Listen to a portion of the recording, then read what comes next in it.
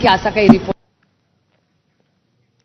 आणि चंद्रशेखर बावनकुळे आता सध्या बोलतात, आपण थेट जाऊया. समजून घेतलं पाहिजे, कारण राजसाहेब समजदार आहेत, ते समजुतीची भूमिका घेतात.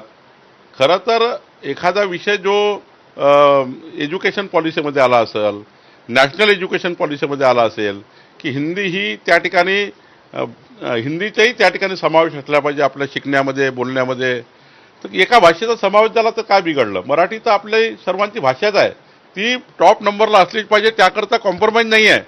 पण मी वारंवार सांगतोय, का सांगतोय की राजसाहेबांनी थोडं यावर या विषयाचं जरा समजून घेतलं पाहिजे की केंद्राचा जो नॅशनल पॉलिसी आणण्याचा त्या ठिकाणी उद्देश काय होता, आमचं उद्दिष्ट काय आहे. आपण त्या ठिकाणी खऱ्या अर्थाने मी राजसाहेबांना स्वतः भेटील वाटल्यास, आणि त्यांनाही विनंती करेल की आम्ही सर्व मराठी भाषेला पुढे घेऊन जाऊ.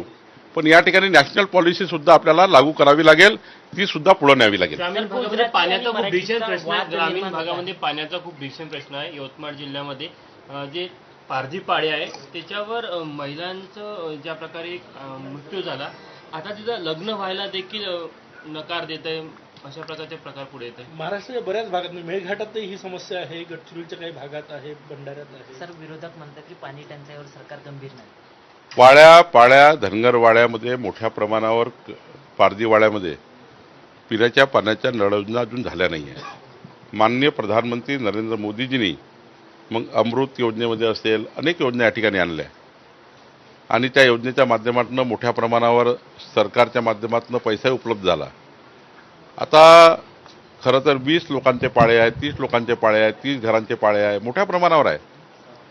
त्यामुळे या ठिकाणी नळ योजना पोहोचवणे अजूनही सरकारला शक्य झालं नाही. 65 वर्षे काँग्रेस पार्टीने सरकार चालवलं, 10 वर्ष माननीय प्रधानमंत्री मोदीजींनी या देशामध्ये आपलं सरकार आल्याबरोबर या सर्व वाड्या पाड्या, धनगरवाड्या, पारधी वाड्यावर नळ योजना देण्याचा प्रयत्न तरी केला आहे.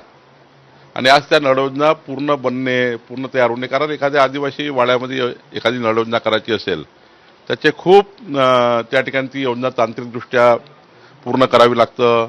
एवढ्या मोठ्या वाड्या पाड्यावर पाईपलाईन नेणे, तिथे नळ योजना पोहोचवणे, याकरता थोडा वेळ लागतो. ही गोष्ट खरी आहे, थोडा वेळ झाला आहे. त्यामुळं परवाची गंभीर घटना घडली. अशा अनेक घटना या ठिकाणी पिण्याच्या पाण्याच्या त्या ठिकाणी टंचाईमुळे होतात आहे. हे विकसित भारताकरता, विकसित महाराष्ट्राकरता हे चांगलं नाही की पिण्याच्या पाण्याकरता एखादी आत्महत्या व्हावी किंवा एखादा दुर्घटना व्हावी किंवा एखादी त्या ठिकाणी घटना घडावी, कोणाचा जीव जावा, हे काही योग्य नाही आहे. मला असं वाटतं की सरकारच्यामध्ये लक्ष टाकेल, आणि ज्या योजना केंद्र सरकारच्या निधीतनं राज्यामध्ये मंजूर आहे, कामं चालू आहे, ती कामं तातडीनं पूर्ण करण्याकरता मी माननीय मंत्री पाणीपुरवठा आणि माननीय मुख्यमंत्र्यांशी बोलेल, आणि ज्या योजना अपूर्ण आहे त्या अपूर्ण योजना पूर्ण करणे ही सरकारची जबाबदारी आहे, त्या पूर्ण करू. जिथे योजना मंजूर झाल्या तिथे निधी अखर्चित राहतो, अशा ठिकाणी काही कारवाई होणार आहेत का? नाही, ही गोष्ट खरी आहे की मोठ्या प्रमाणावर नळ योजना मंजूर आहे. मला वाटत नाही की या राज्यातले कुठलं वाडे आहेत की ज्या ठिकाणी योजना मंजूर नाही आहे. योजना तयार करण्याकरता उशीर होतो आहे. काही उशीर कॉन्ट्रॅक्टर करताय, काही उशीर आमच्याकडनं होतो आहे, सरकारकडनं काही उशीर टेंडर प्रक्रियेमध्ये होतो आहे. पण आता टाईम बाउंड शेवटी ठरलं पाहिजे की टाईम बाउंड वेळेमध्ये टाईम बाउंड कार्यक्रम तयार करून, एक निश्चित कार्यक्रम तयार करून ज्या योजना मंजूर आहेत त्या योजनेचे काम पूर्ण केले पाहिजे. काही योजना कॉन्ट्रॅक्टर अपूर्ण सोडून पडून गेल्या आहेत, काही योजना कॉन्ट्रॅक्टर अपूर्ण सोडून पडून गेलेल्या आहेत, त्या योजना सुद्धा पुढच्या काळामध्ये पूर्ण कराव्या लागेल. काँग्रेसच्या मुंबईमध्ये आक्रमक झालेला आहे.